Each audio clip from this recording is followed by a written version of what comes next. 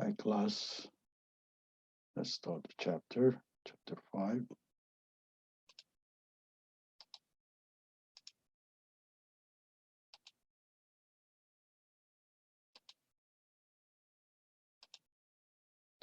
Okay, in this chapter, it's about leadership, mind, and emotion. And we try to understand what's an emotion, what's in a leadership standard of mind. The learning objective is to recognize how mental models guide your behavior and the relationship. So your mind, mental mind, how it guides your behavior and the way you have a relationship with others. Engage in independent thinking by staying mental alert, thinking critically, and being mindful rather than mindless. Break out the categories of thinking, pattern, and open your mind to new ideas and multiple perspectives. Being, begin to apply system thinking and personal mastery to your activity at school, work, or whatever. Exercise emotional intelligence. It's a different type of intelligence, including being self-aware, managing your emotions, motivating yourself, displaying empathies, and managing relationship. Apply the difference between motivating others based on fear and motivating others based on love. So, leading with the heart and head. Whole leaders use both head and heart. Use their head for organizational issues, use their heart for human issues.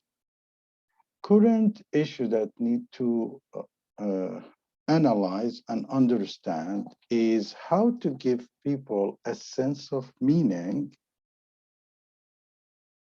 and purpose, how to make employee feels valued and respected, how to keep morale and motivation high. Probably if you know how to do the first two, it's easy for you to do the third one too. Mental models, there's different mental models. The theories people hold about specific system in the world and their expected behavior. So it's about specific systems in the world. There is different systems in the world and their expected behavior. Now, if we look at this element of the system, do you have a mental model that enable you to connect these four to produce a light?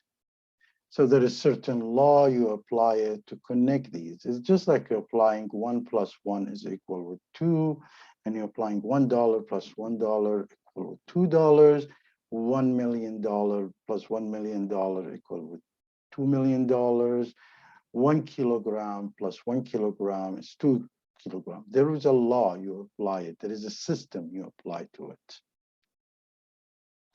And systems and mental model. A system is any set of elements that interact to form a whole and produce a specified outcome. Now, a mental model helps leaders attain the desired outcome by arranging the key elements in the system. So there is, element of the system and you arrange them in a certain way to get a certain desired model. Now, here's something that Google leaders, mental models, like a stay uncomfortable, let the fear coexist with the trauma, use a little less management than you need, defy convention, move fast, and figure things out as you go. This is the what kind of a chaos by design. And that's what they wanted to do for Middle East, chaos by design, and it's working. Now, assumption during Condoleezza Rice, chaos by design. Assumptions. Assumptions are part of a leader's mental model about event, situations, circumstances, and people. Assumptions are dangerous if they are accepted as the truth. Questioning assumptions can help leaders understand and shift their mental models. So you always need to question the assumptions. And truth or fact is different than assumptions, by the way, and we'll explain that. Changing and expanding mental models. Leaders' mindset is a key in organization success. The greatest factor in success of a leaders and organization is the ability to change or expand one's mental model. Organization is vulnerable if the leader mental model is obsolete or out of date or doesn't match the situation. Global mindset, the ability to manage, to appreciate and influence individuals, groups, organizations, and systems that represent the different social, cultural, political, institutional, intellectual, or psychological characteristics. Now, developing a leader's mind is first has to be independent thinking, open-mindedness, systems thinking, and personnel mastery. These are the four things help you to develop a leader mind. Now, in the independent thinking is a questioning assumptions and interpreting data and events according to one's belief, ideas, and thinking, rather than pre-established rules or categories defined by others. Like the report that came about Africa for the salamander shoes saying most of the people do not wear shoes. In the very good example of thinking and independent thinking.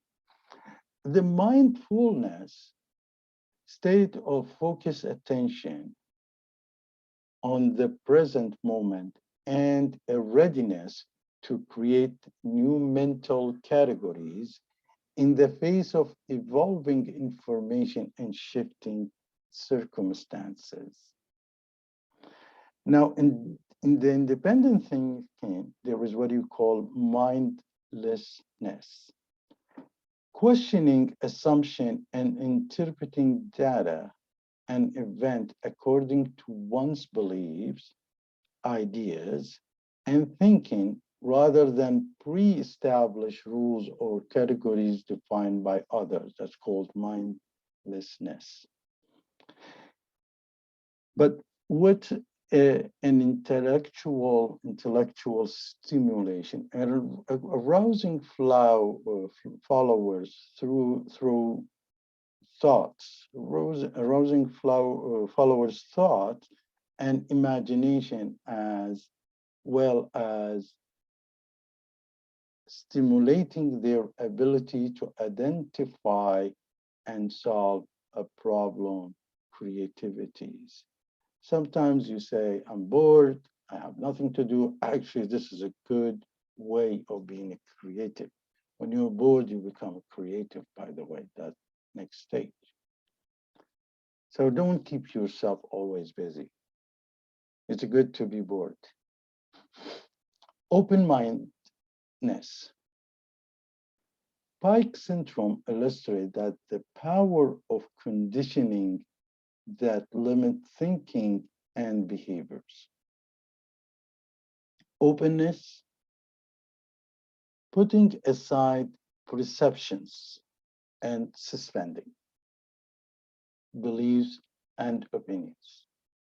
Second, need to learn or needed for learn, referred to as beginner's mind. Most of us now in the openness stage because we're moving to a different society and culture. System thinking, the ability to see the synergy of the whole rather than just the separate elements of a system and to learn to reinforce or change a whole system pattern. Chess game is one of these.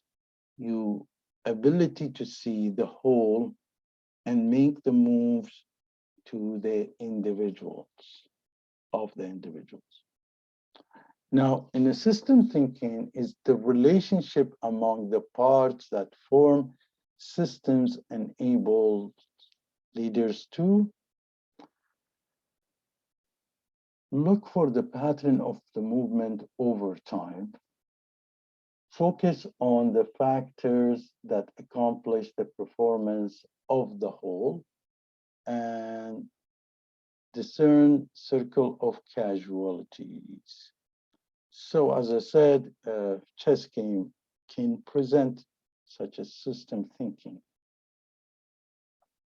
One of the, probably this can help you to have a better understanding of system thinking and circle of casualties.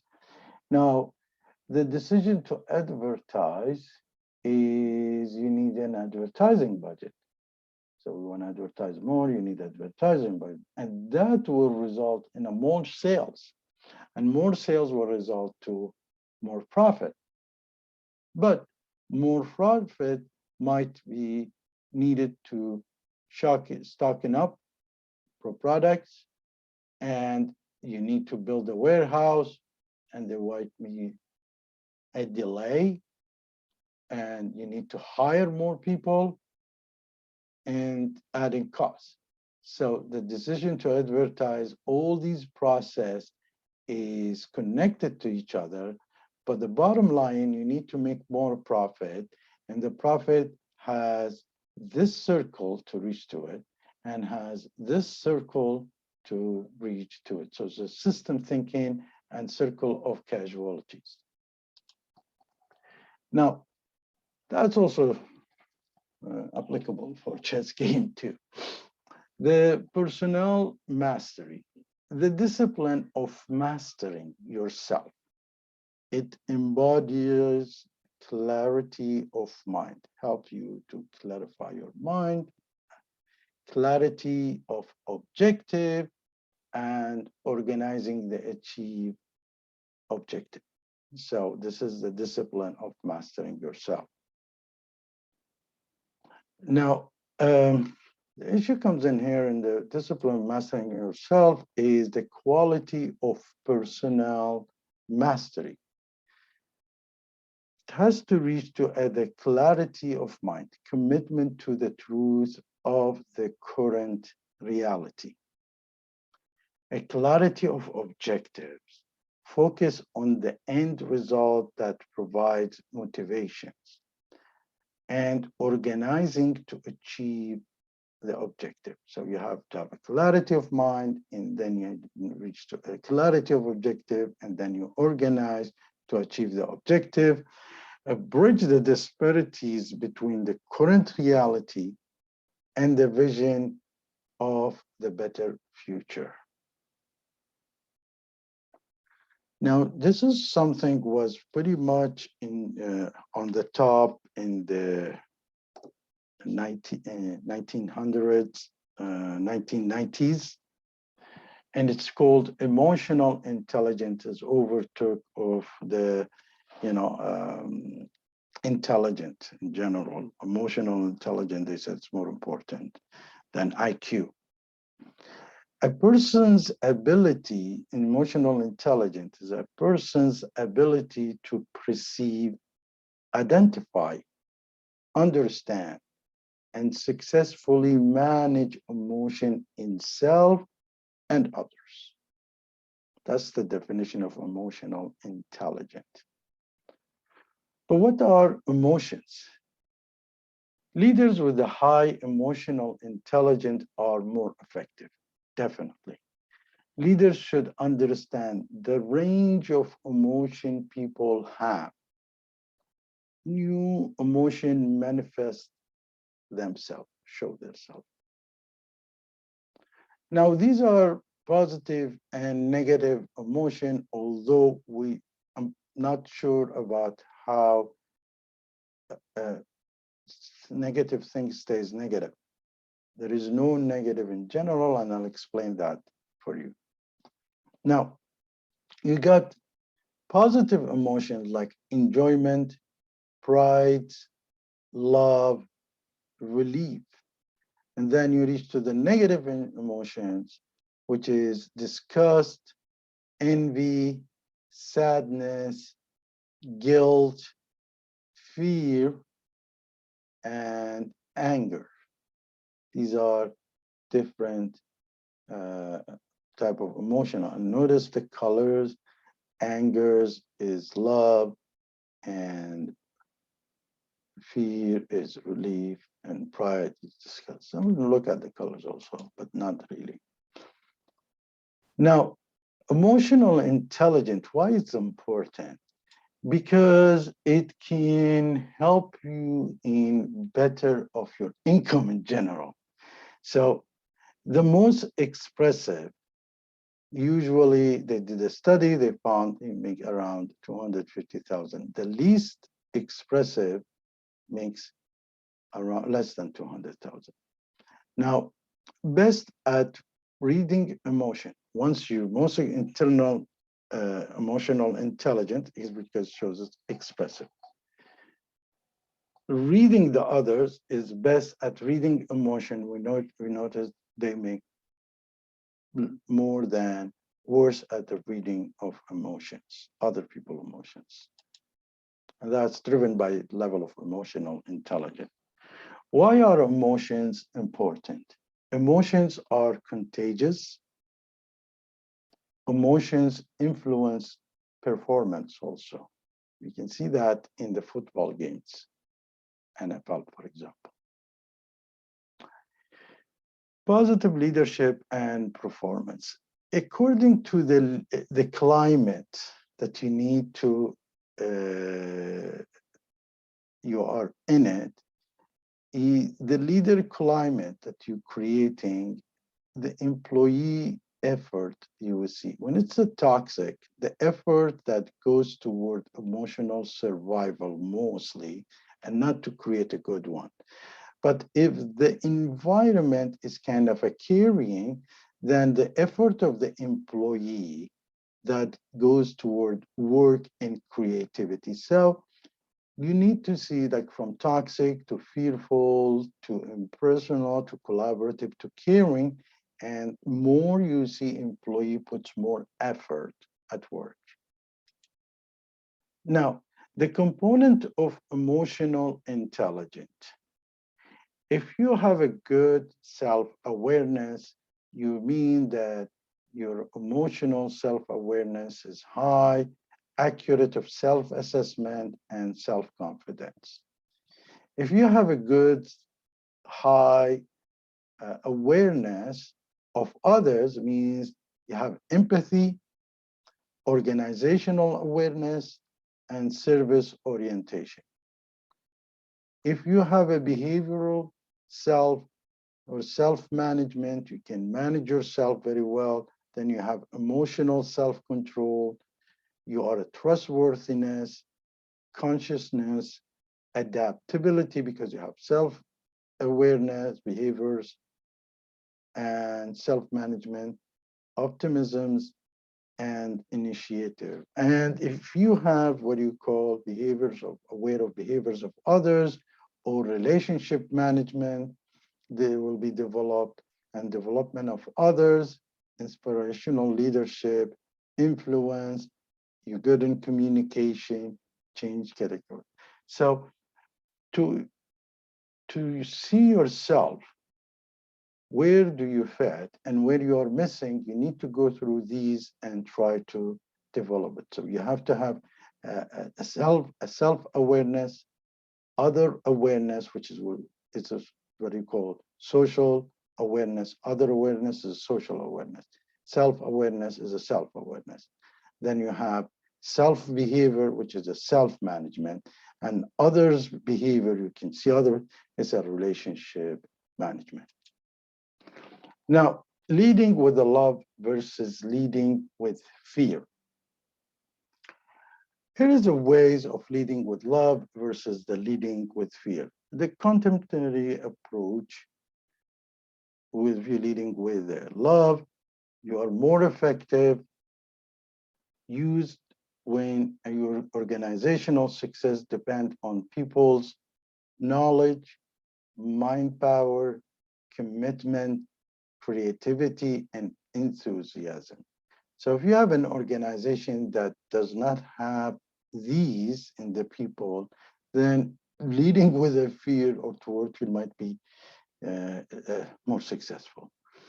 People feel emotional, connected, leading with the love, and people perform to their real tasks. But if you have a regular daily task, if you don't, fear is still the last thing. You cannot go on extreme fear, but they should know that if they have a repetitive task and a simple one, they should be aware of the situation.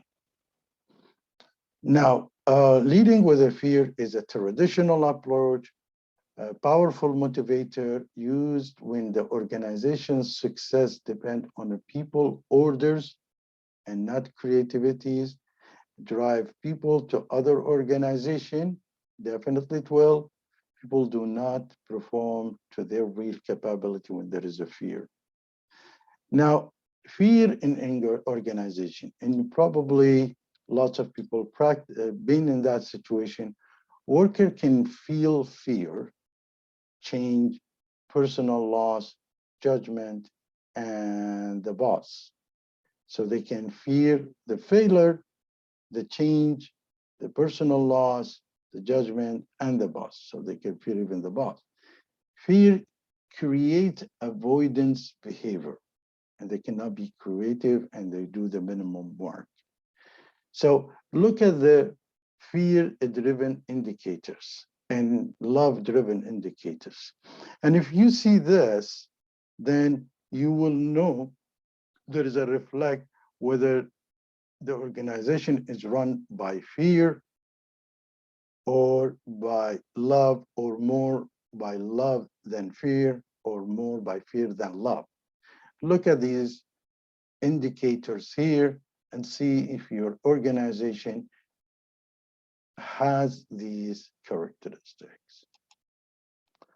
Bringing love to work binds people for a shared purpose through positive forces, attracts people to take risk, learn, grow, and move the organization forward. If you don't take risk, you cannot take the organization forward.